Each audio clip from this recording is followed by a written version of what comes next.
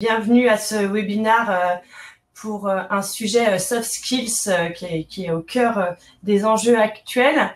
Donc, vous êtes avec Laurine Jandot. Bonjour.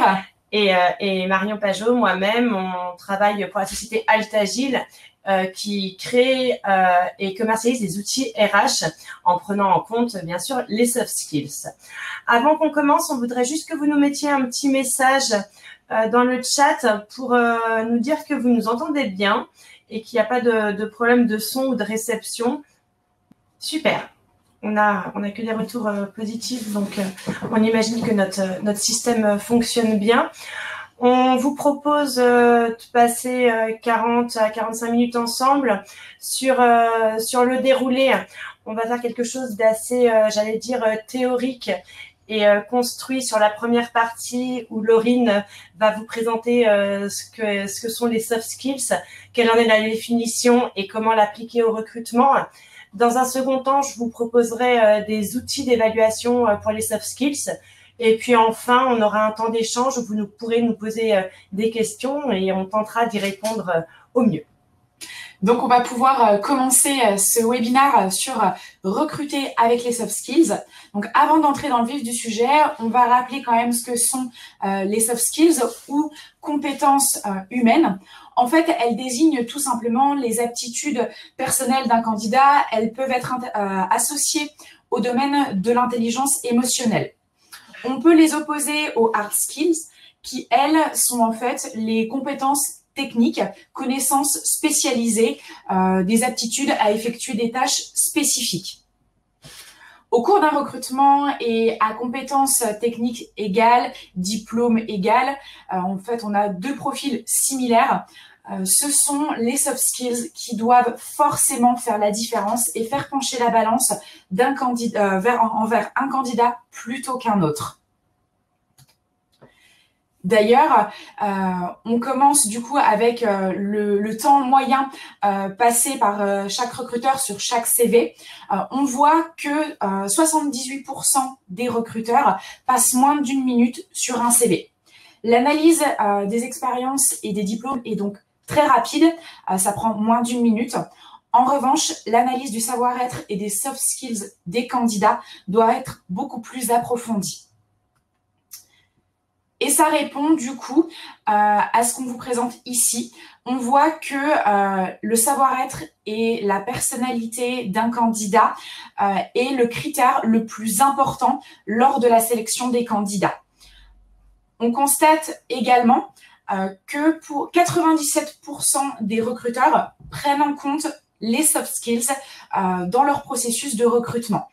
Que ce soit en faisant un critère déterminant à l'embauche et également en le prenant en considération en plus des compétences techniques. Au global, en fait, 85% des recruteurs pensent que dans les années à venir, les soft skills seront inévitables dans le recrutement.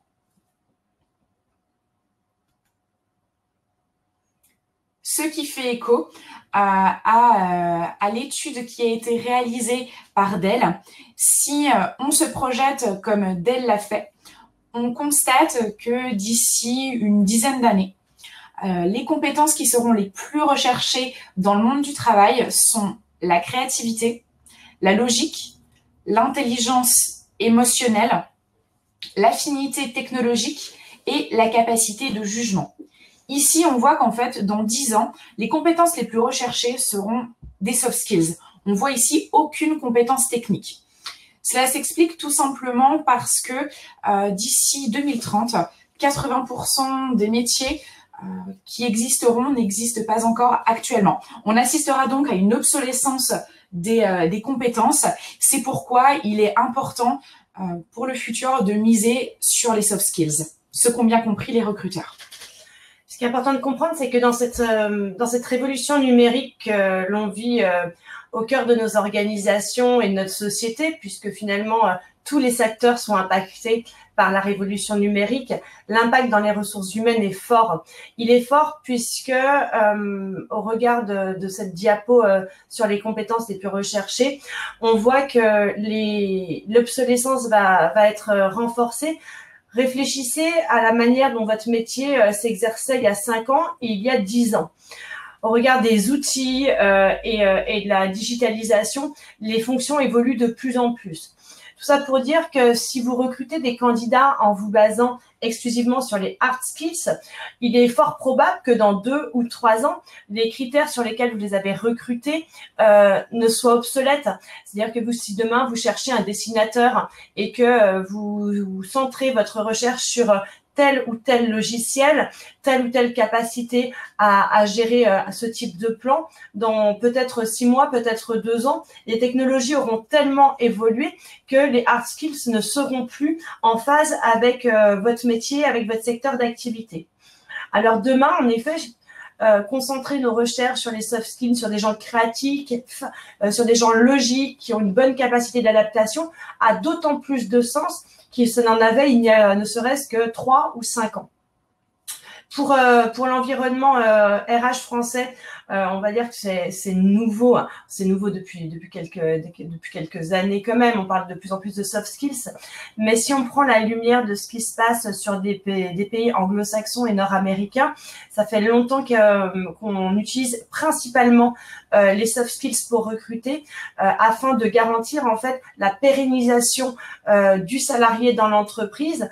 Puisqu'on a besoin de garder quelqu'un, on a besoin qu'il grandisse avec la société et que les compétences techniques ne sont pas une garantie de fidélisation, contrairement aux soft skills qui peuvent en être une. On a proposé notre vision complète du candidat d'après la méthodologie et les études qu'on a mis en place. Pour nous, un bon recrutement prend en compte, bien sûr, alors ce qu'on va appeler les savoir-être, on a traduit soft skills, c'est la personnalité, la motivation. Le bon candidat, ce sera un candidat qui a un savoir-faire. Naturellement, on ne peut pas se passer pleinement des prérequis qui sont le savoir-faire et le savoir. On va détailler chaque point. Bien sûr que demain, un boucher ne sera pas médecin. Il faut quand même qu'il y ait une base technique et une base référentielle du savoir-faire. Mais peut-être que cette base référentielle du savoir-faire ne doit représenter qu'un tiers ou peut-être pas sur des critères de sélection globale. Le savoir, c'est le potentiel et les diplômes. On ira plus loin sur la présentation des outils et le savoir-être. Alors le savoir-être, comme Laurine l'a présenté dans sa première définition, ça va être la personnalité, la motivation, le comportement et puis ça c'est sur la partie évaluation, mais aussi tout ce que vous allez ressentir en entretien. Donc sur des choses qui sont moins mesurables, mais qui sont aussi au cœur de votre ressenti et de votre prise de décision, puisque la motivation, c'est quelque chose qu'on a du mal à éventuellement évaluer, mais cependant, un candidat qui a envie de s'investir, qui a du potentiel et qui demain est prêt à un engagement très fort, s'il manque un peu de compétences techniques, de savoir-faire, il l'acquérera rapidement et c'est quelqu'un sur lequel vous pourrez vous appuyer de manière plus engagée demain. On a traduit notre triangle parfait du bon candidat en outils en se disant, voilà, demain j'ai une candidature, comment faire pour l'évaluer en prenant en compte les soft skills dans mes critères de recrutement et de sélection finalement. Le savoir-faire, il peut facilement s'évaluer à travers le parcours, l'expérience. Hein. Vous avez tous ce genre d'éléments sur le CV et sur les premières informations du candidat. Vous pouvez aussi faire passer des questionnaires techniques. Ça permet finalement de lisser une évaluation entre candidats. Parce que d'un CV à l'autre, même le savoir-faire peut être valorisé différemment entre deux candidats qui auraient peut-être le même savoir-faire, mais qui l'ont mis en avant de manière différenciée. Par contre, des questionnaires techniques pour valider un savoir-faire, c'est intéressant. Sur la partie savoir, bien sûr, il y a le diplôme. Quel diplôme a obtenu mon candidat? Donc, c'est pareil, ça fait partie des informations de première lecture du CV. Mais vous pouvez aller plus loin et il nous semble intéressant de le préciser. Alors, nous, on propose des questionnaires d'évaluation de potentiel, mais de manière globale. évaluer le potentiel, c'est s'intéresser de manière plus approfondie à son candidat et pouvoir anticiper demain sa capacité à comprendre, à apprendre et éventuellement à intégrer de nouveaux outils ou à s'adapter à un marché mouvant. Ce qu'on constate, nous, c'est qu'on a beaucoup de clients qui ont été surpris en s'appuyant sur les tests de savoir, puisque le savoir était évalué jusque-là exclusivement par le diplôme, et que finalement, les Bac plus 5 n'ont pas forcément plus de potentiel qu'un Bac plus 2. Donc finalement, tout comme les questionnaires techniques, le savoir, c'est aussi intéressant pour mesurer un potentiel, de pouvoir lisser et mettre tout le monde, j'allais dire, sur la même ligne de départ et évaluer des compétences intellectuelles et d'adaptabilité sur un questionnaire générique qui permet finalement de faire un comparatif entre candidats de manière très objective. Et puis enfin, savoir-être, soft skills. Il y a différentes façons de mesurer les soft skills. Alors, il y a des façons qu'on va qualifier de mesurables à travers des tests que voilà, nous on peut proposer, mais aussi toute la partie entretien groupé, entretien individuel. On voit des sociétés qui font des escape games en cours de process de recrutement. On voit des sociétés qui font passer des doubles entretiens, qui font des jeux de rôle, des mises en situation. Toute cette partie hors évaluation CV, hors contexte entretien classique, va permettre d'avoir un maximum d'informations sur le candidat. On a un chercheur en psychométrie qui disait il faudrait passer 4 jours en camping avec un candidat, quand on dit en camping, c'est-à-dire un peu reculé dans des conditions extrêmes sous la même tente, pour vraiment le connaître. Et finalement, j'imagine qu'on a beaucoup de recruteurs ce matin, on aura peu l'occasion de partir 4 jours en camping avec tous nos candidats. Donc finalement, l'idée pour mesurer les soft skills, c'est de se servir d'outils. C'est aussi d'être créatif dans nos organisations pour mettre en place un process de recrutement un peu plus humanisant et qui corresponde à l'évaluation de valeur que vous pouvez chercher pour pouvoir avoir un maximum d'informations et faire un choix éclairé qui se détache au maximum du CV. Nous, pour les outils qu'on propose sur le savoir-être, on a parlé de l'IPLC. L'IPLC, on le verra plus tard, mais c'est un test de personnalité qui permet finalement d'avoir une vue globale d'un candidat sur des critères qu'on qualifiera donc soft skills. Cette vision complète du candidat, prendre en compte les soft skills en collectant un maximum de données, c'est ce qu'on va appeler finalement du recrutement prédictif. Laurine nous disait tout à l'heure que 85%, 87% des entreprises basaient de plus en plus leur recrutement et leur choix de candidats sur les soft skills. Mais finalement, on voit aussi que d'une manière complètement pragmatique, sur la présélection au CV, bien sûr, c'est le savoir-faire qui va faire la différence. Alors peut-être que sur une deuxième sélection, en effet, on va s'intéresser à la personnalité, mais si on a 40 CV et que finalement on en sélectionne 5 et que sur ces 5, on rentre dans une démarche soft skills, il y en a 35 qu'on n'a pas vu avant et qu'on n'a pas pu prendre en compte. Parce qu'à un moment donné, le CV est la seule porte d'entrée d'évaluation du recruteur pour évaluer et présélectionner des candidats. Donc, on préconise de mettre en place en amont de cette sélection ce fameux triangle qui pourrait évaluer le savoir-faire, le savoir-être et le savoir sur une présélection qu'on appellera éclairée pour être un recruteur augmenté. Pourquoi prendre en compte les soft skills? On vient de vous faire la démonstration du marché d'une société en pleine évolution. Les organisations le sont aussi. On parle à des générations Y, on parle de plus en plus aussi à des générations Z qui ont un besoin d'être pris en compte pour ce qu'ils sont. Et vous, recruteurs et chefs d'entreprise, vous avez besoin aussi de fidéliser une équipe, de pouvoir mettre en place des projets pérennes et stables, donc de trouver des gens qui vont avoir un engagement plus long. Prendre en compte les soft skills, c'est gagner du temps. C'est gagner du temps dans notre présélection pour pouvoir, comme on le disait, faire un choix sur des critères objectifs. En rationalisant donc les process internes, alors ça demande en effet à un moment donné de se dire, bah voilà, on va mettre des balises différentes sur nos recrutements, et puis à partir de maintenant, on va décider qu'il faut passer telle et telle étape pour valider une présélection. On objective les décisions. Alors l'idée n'est pas de déshumaniser le recrutement, bien au contraire. Objectiver des décisions, c'est simplement se dire que à 2 recruteurs dans une même entreprise qui vont chercher un collaborateur vont pas présélectionner les mêmes candidats, puisqu'il y a ce qu'on appelle un biais psychologique qui est lié à l'humain que nous sommes, et qu'à un moment donné, on va avoir une sensibilité à la couleur d'un CV, à un hobby, à une ville, à un parcours, à une entreprise qui va influencer notre décision. Donc là, en travaillant avec des outils très, très objectifs, on pourra avoir une prise de décision complètement linéaire. Gérer et analyser une multitude d'informations. Fiabiliser les recrutements. On a des recrutements, on a un taux d'échec au recrutement en France qui est un des plus mauvais d'Europe.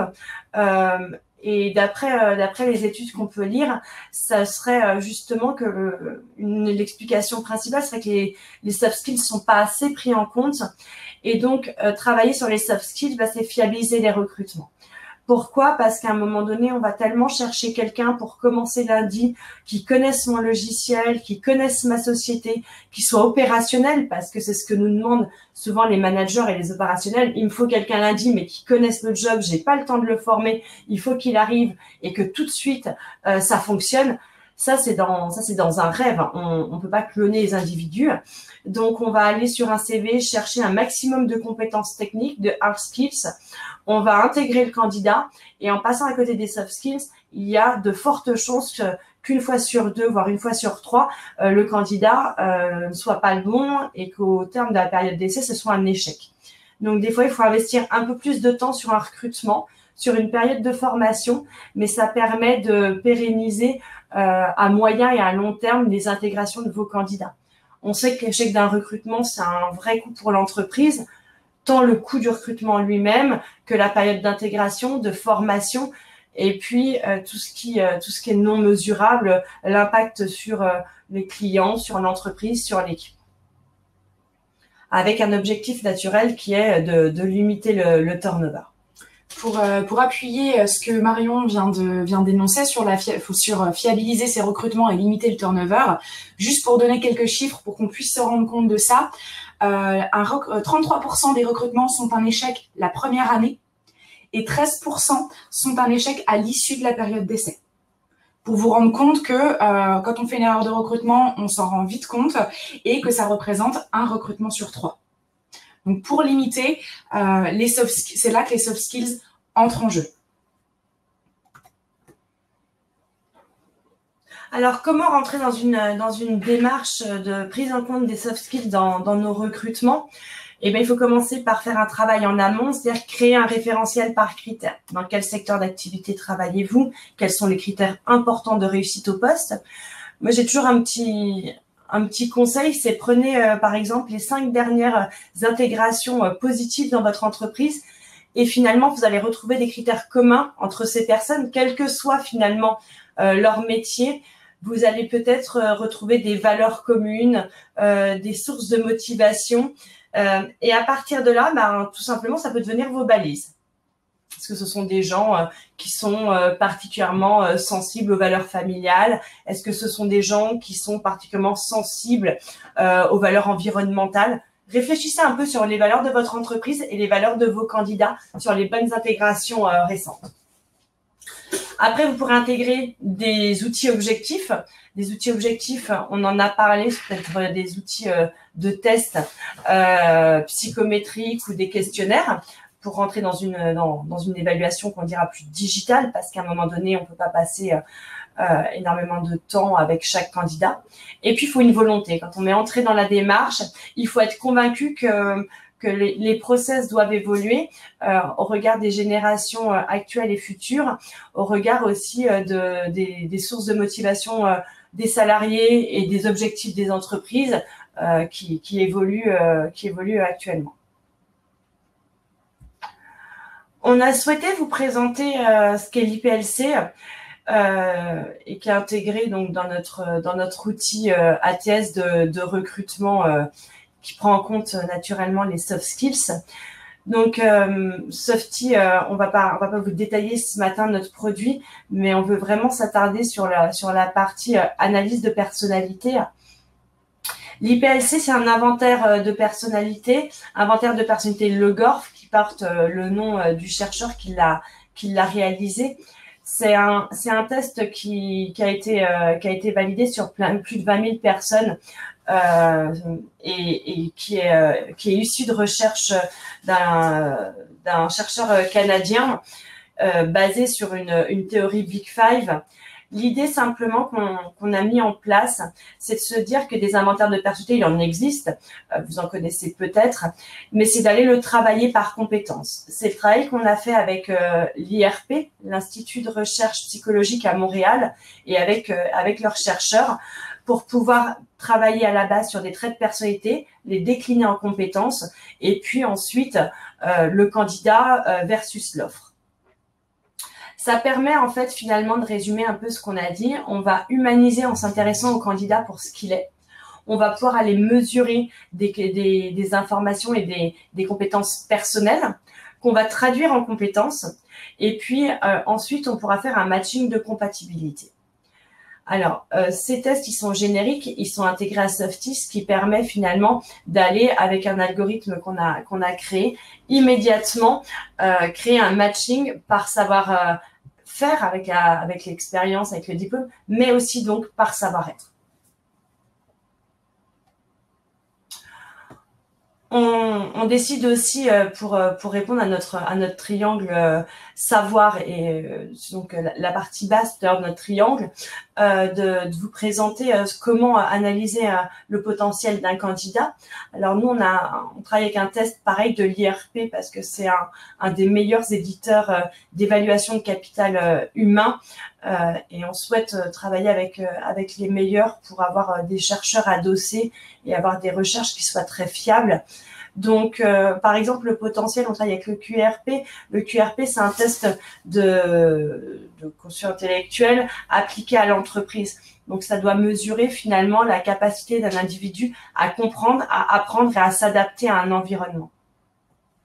Vous voyez qu'immédiatement, en faisant passer des questions de logique à un candidat, on a un score brut, on a un QI, ce qui est un score, on appellera étalonné, avec une population de référence, et on peut positionner l'individu en percentile sur 100 personnes, ce qui permet de voir que finalement, on a quasiment 70% de la population qui va se situer sur un QI entre 85 et 115, mais qu'on a aussi une population qui peut être en dessous, une population au-dessus. On va pas aborder le candidat de la même manière si on voit qu'il y a un test de potentiel vraiment en dessous des 70% de la population moyenne ou vraiment au-dessus.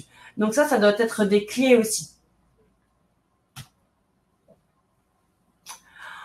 On voulait vous dire aussi quelques mots sur les questionnaires métiers. Les questionnaires métiers, alors nous on en propose différents, mais les questionnaires métiers, c'est intéressant quand ils sont en phase avec vos métiers, en phase avec vos valeurs. Vous pouvez même créer des questionnaires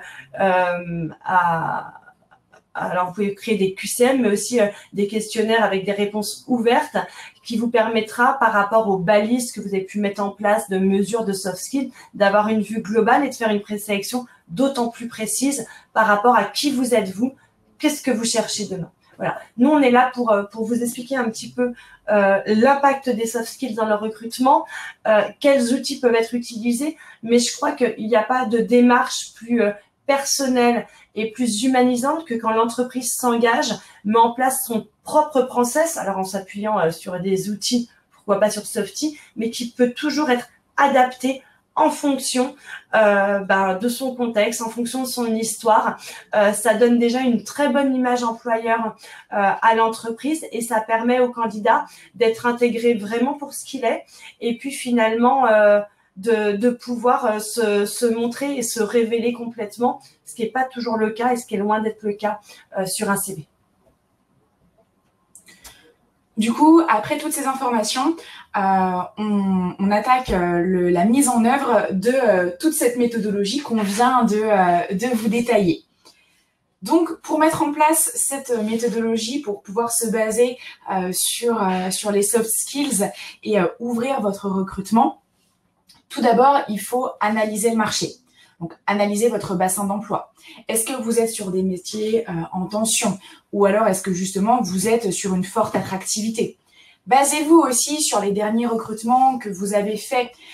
Est-ce que vous avez eu des difficultés? Est-ce qu'au contraire, vous avez eu une masse de candidats? Cette analyse de marché, ça va vous permettre aussi d'orienter votre recrutement. Est-ce que j'ai beaucoup de candidats et est-ce que du coup, j'ouvre et je teste un maximum ces candidats pour être sûr de trouver le meilleur? Ou alors est-ce que je suis plutôt sur des profils pénuriques et que du coup, je vais peut-être plutôt laisser ouvrir mon recrutement et laisser tout simplement les candidats postuler sans les évaluer et après, dans un second temps, entrer dans une démarche d'analyse des soft skills. Donc, analysez le marché. Ensuite, vous analysez bien sûr votre cible. Donc, qui sont vos candidats? Est-ce qu'on s'adresse aux générations Y, aux générations Z? Est-ce que vous êtes sur des profils à l'aise avec le digital ou pas?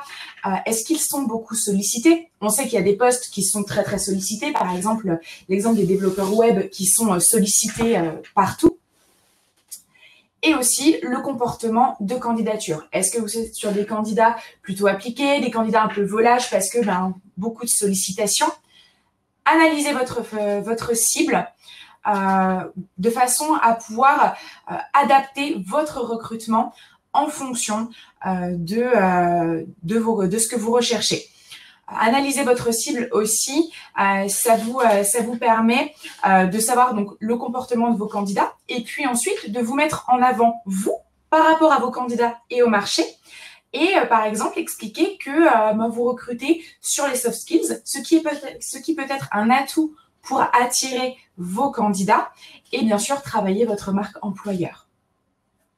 Donc, de ces deux analyses, de marché et de votre cible, vous adoptez une stratégie. Donc, de ces deux précédentes analyses, en fait, la stratégie que vous allez adopter, c'est tout simplement une stratégie marque employeur que vous pouvez mettre en place. Donc, et l'adapter en fonction de votre marché et de vos candidats.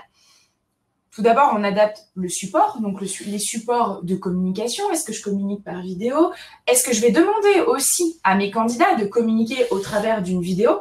La vidéo qui peut être un atout pour évaluer aussi les soft skills, à voir si le candidat est à l'aise avec la prise de parole, est-ce qu'il est créatif, etc.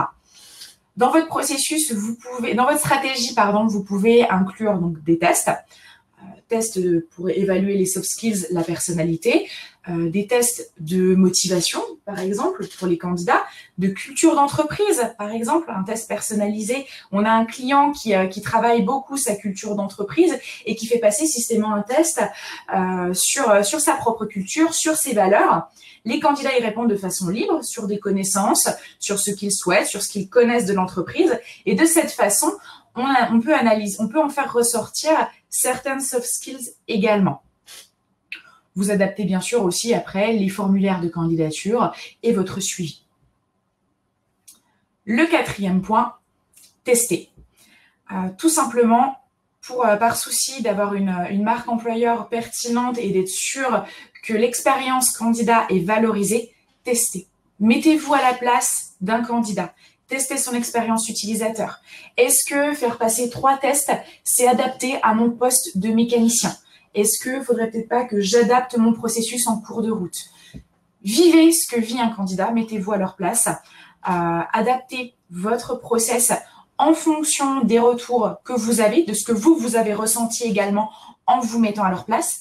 Sondez vos candidats aussi. Si vous en convoquez certains en entretien, posez-leur des questions sur votre processus de candidature.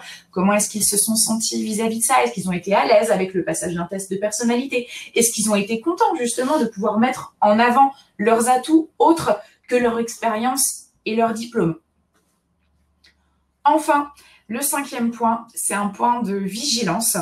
Cela présente bien sûr des limites de tester ces candidats, notamment avec certains outils, comme le test personnalité. Le risque, c'est de reproduire les mêmes schémas, donc de toujours recruter les mêmes profils. Ayez bien en tête que la diversité, c'est ce qui fait une force, c'est ce qui fait la force d'une entreprise. Recrutez tous vos candidats sur les mêmes critères, que ce soit sur des postes différents, c'est pas bon. Faut pas systématiquement se baser sur ces mêmes critères-là, car on a des soucis du coup de diversité. On répète des normes de groupe, des normes sociales, et là, en voulant s'ouvrir au final aux soft skills, on vient fermer le champ des possibles parce qu'on reste fixé sur tel et tel profil. Donc attention. Attention à ces limites, soyez vigilants, ouvrez le champ des possibles. C'est pour ça qu'il faut évaluer les soft skills et toujours tester les candidats, mais ne reproduisez pas les schémas précédemment établis.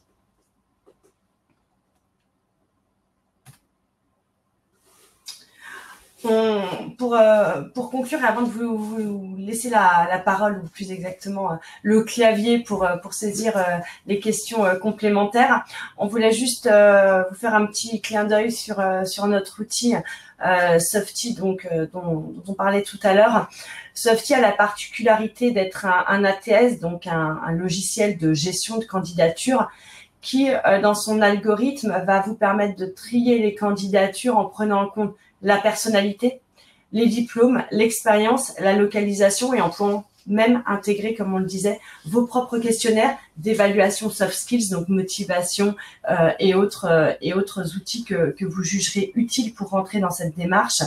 Softy, c'est aussi un multidiffuseur et puis tout un environnement d'évaluation, de tests et de traitement de la candidature. Donc, si vous voulez avoir plus d'informations sur ce produit, vous trouverez pas mal de choses en ligne. Et puis, on est à votre disposition, Laurine et moi, pour vous en donner plus d'infos et pourquoi pas prévoir une démonstration produit. Aujourd'hui, on veut vraiment se centrer sur ce sujet qui doit être central pour les recruteurs. Je vais vous donner un petit exemple avant de vous laisser nous poser des questions.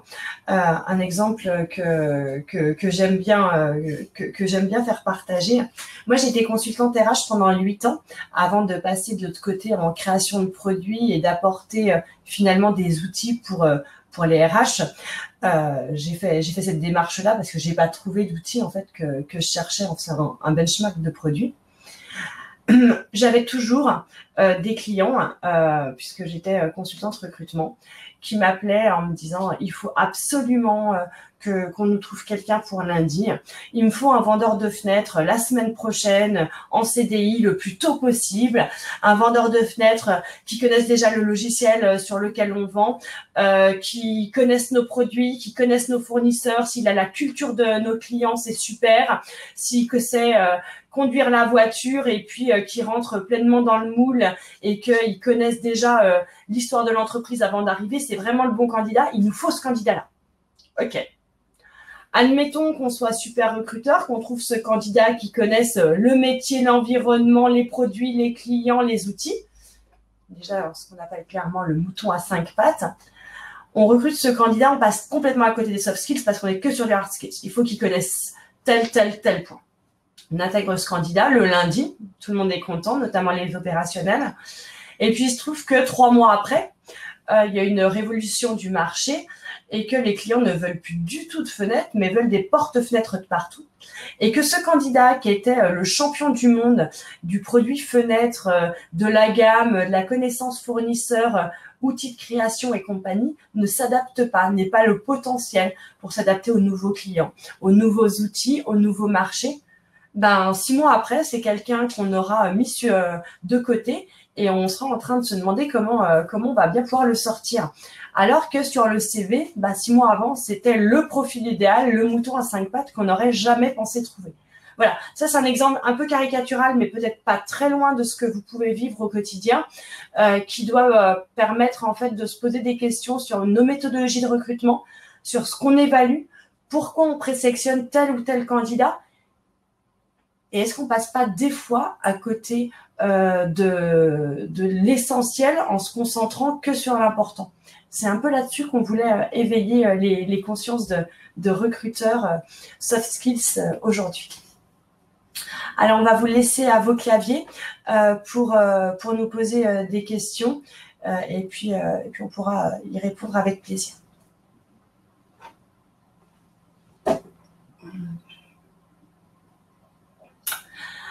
Camille nous demande si nous allons recevoir le PowerPoint après la démo. On ne verra pas le PowerPoint, mais le webinaire est enregistré, donc il sera disponible en replay. Donc, vous aurez la vidéo, mais vous aurez nos commentaires. Vous n'aurez pas que le support.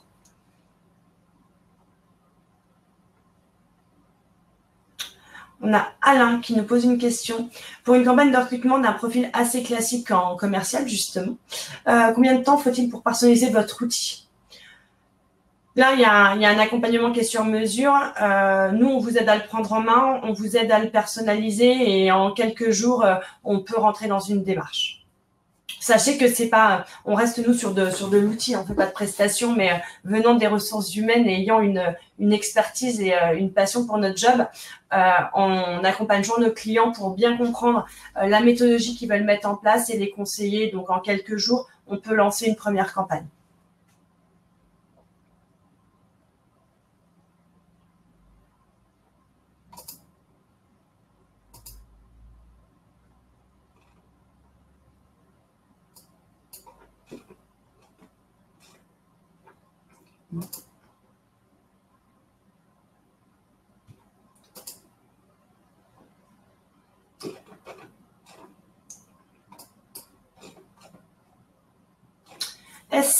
Est-ce du sur-mesure en fonction des besoins? Alors, nous, on a créé un outil, en fait, qui a une base, finalement, générique, mais en fonction des besoins, avec Softy, à chaque lancement de recrutement, vous allez faire du sur-mesure. Vous allez choisir le type de questionnaire que devra remplir le candidat. Vous allez choisir les tests que devra passer le candidat, les supports sur lesquels vous allez communiquer votre annonce. Donc, Softy, finalement, c'est vraiment une base générique qui va s'adapter et c'est vous qui allez être maître de ce qu'on appelle le chemin de candidature qui correspondra au poste et aux enjeux du moment.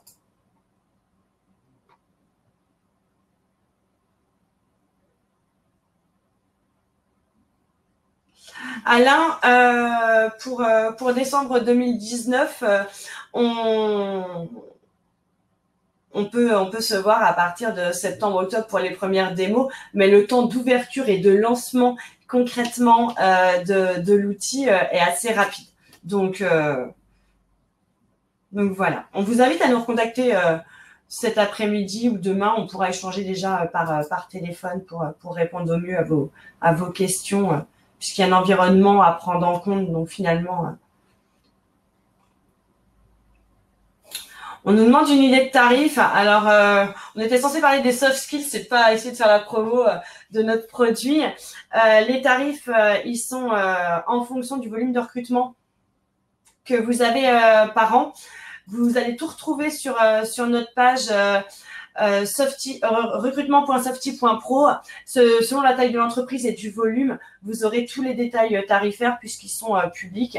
En gros, ce que je peux vous dire, c'est que à partir de 150 € par mois, on peut avoir accès à l'ensemble des fonctionnalités de notre produit.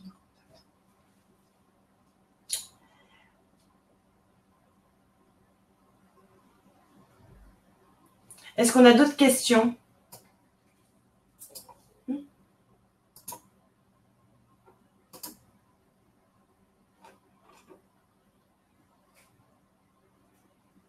L'adresse du site, s'il te plaît. On vous mettra l'adresse du site. On mettra l'adresse du site pour que vous ayez un maximum d'informations sur l'outil, parce qu'on a souvent les mêmes questions qu'on voit arriver. Donc, on vous invite à aller sur le site. N'hésitez pas à prendre contact avec moi dans les jours à venir. On est disponible pour répondre à vos questions. Peut-être que voilà que ça vous évoque des questionnements sur vos process, à voir si Softy peut être la réponse ou pas. Nous, on est là pour répondre avec vous. On est toujours intéressés d'échanger avec les entreprises qui veulent rentrer dans ce type de démarche. Alors, on a une super question de Patricia. Qui est, quand on est dans une TPE, PME, on n'a pas de budget formation, comment convaincre le DG de l'intérêt de miser sur les soft skills? Et bien, si vous n'avez pas de budget formation, essayez de... Alors, je ne sais pas combien de personnes vous avez recruté ces 3 dernières années et combien d'échecs il y a eu au recrutement, mais de lui expliquer ce que coûte un recrutement raté, ce que coûte un poste non pourvu en manque de business, et puis de savoir s'il veut donner une dimension humaine et s'investir de manière pérenne sur une équipe demain. Mais là, on a 2-3 clés à vous donner. Alors, prenez contact avec nous. On sera ravis de vous donner nos 2-3 clés. D'autres webinaires prévus. Alors, on a un planning de webinaires qui est en effet qu'on a commencé depuis la rentrée dernière. On a fait pas mal de sujets, toujours autour du digital RH, naturellement. Les prochains, on a une option sur juillet. Mais en fait, on ne sait pas s'il va être maintenu. Donc, suivez-nous sur notre page LinkedIn Softy et vous aurez toutes les infos sur les prochains webinaires.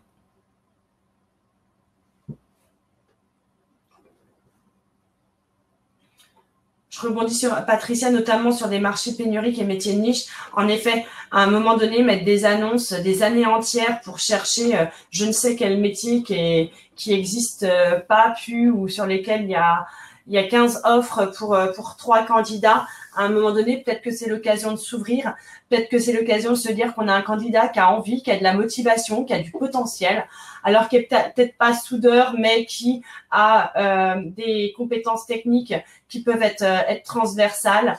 Et puis le former, l'accompagner fera que dans 3 mois, on aura quelqu'un de super opérationnel avec un super état d'esprit que de passer 1 an à chercher la perle rare et en investissant sur des annonces et en se disant on n'a personne.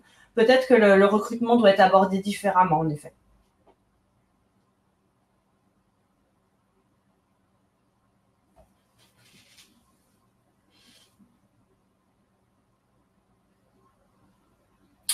Nos précédents webinaires, sachez que vous pouvez les retrouver alors sur notre page LinkedIn.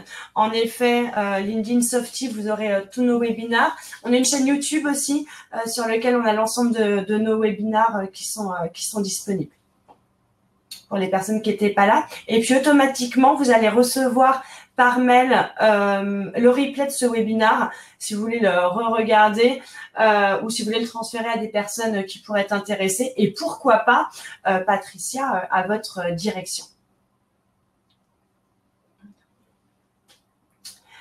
On ne voit pas de questions.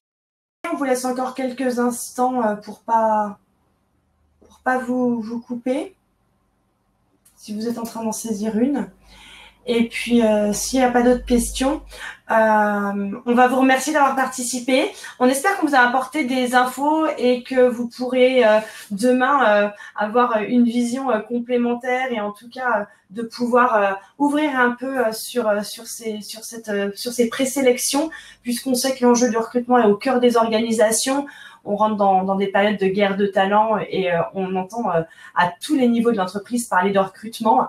Donc, en connaître les enjeux, les nouvelles méthodologies, je pense que c'est vraiment s'ouvrir à l'entreprise de demain. Donc, on est bien content que vous ayez pris du temps pour être avec nous ce matin.